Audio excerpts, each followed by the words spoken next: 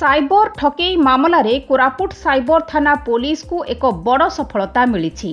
Online trading ना रे 20,50,000 टंका ठकेई अभियोग रे साइबर क्राइम और इकोनॉमिक ऑफेंस थाना पुलिस आंध्र प्रदेश रु जनकू गिरफ करिछि।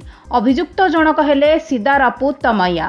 तांका निकटरू cyber police mobile phone, ATM card, chequebook, passbook और विभिन्न दस्तावेज जबत करिछि।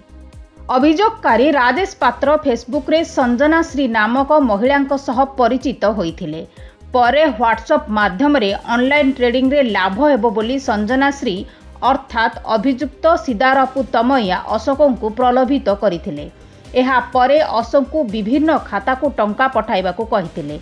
अशोक ठकर प्रलोभन रे आसी पर्यायक्रम टंका पठाई चलीथिले। प्राय 20,50,000 टंका पठाइथिले अशोक, किंतु परवर्ती समय रे तांकू आ लाभ मिली नथिला किंबा फेरस्त भी मिली नथिला। एहा एक साइबर ठकेई जानी पारी अशोक साइबर थानार द्वारस्थ होइथिले। साइबर पुलिस तदंत करी एहार चेर आंध्र प्रदेश जाए लंबिथिबा जानिबाकू पाइथिला।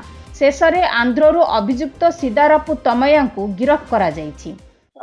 आमर 14 एप्रिल 2026 रे power house colony Jaipur complainant Rajesh पात्र को रिपोर्ट को आधार करी आमर साइबर थाना केस नंबर 5/26 रेजिस्ट्रेशन होता एवं उक्त केस तदंत मु करुच्ची निजे।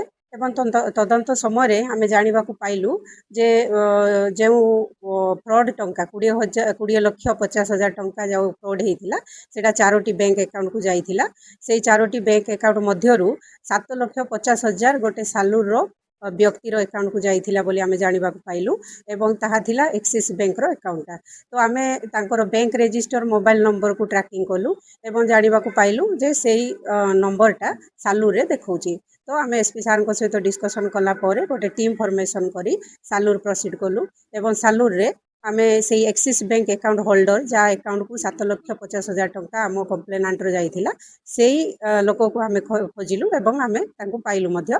पाइला परे आमे तांको ठारू विभिन्न बैंक रो पासबुक, चेकबुक, एटीएम कार्ड एवं तांकर गोटे मोबाइल फोन, जो मोबाइल फोन रे 2टी सिम कार्ड पड़ी, जो सिम कार्ड गुड़ाक बैंक सहित लिंक अच्छी जहाँ को आधार करी आमे तांको ट्रैक करिथिलु। से सिम कार्ड मध्य सीजर होईछि एवं जो मोबाइल रे से सिम कार्ड पड़ीथिला बोली हमको शो करूथिला से मोबाइल मध्य आमे तांको ठारू सीजर करिछु।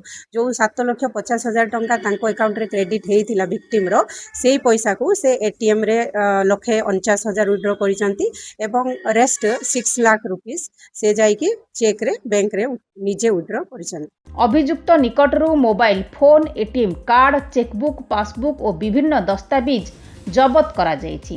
तदंतरे पुलिस 12,46,000 टंका जबत करिछि।